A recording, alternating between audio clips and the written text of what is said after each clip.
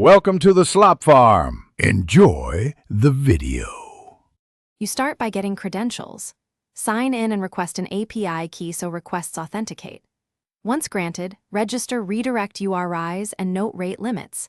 This avoids later throttling. You should pick which endpoints you need, search, property, or valuation, because that shapes request parameters.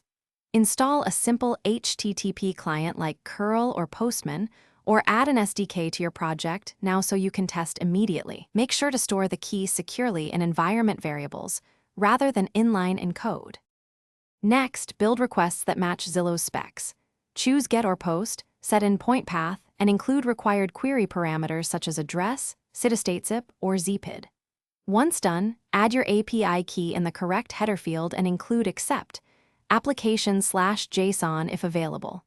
Use pagination and filters to limit data and respect rate limits. This reduces errors and cost. Then parse the JSON or XML response into typed objects, so you can access fields reliably and handle nulls cleanly. Finally, integrate the endpoints into your app, validate fields, and write unit tests that mock responses to avoid live calls.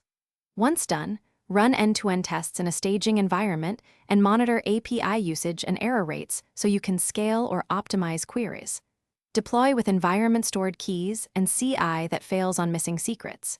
If things go wrong, check for 401/429 codes first, rotate keys, confirm header placement, and add exponential backoff to recover from transient rate limits. Thanks for watching.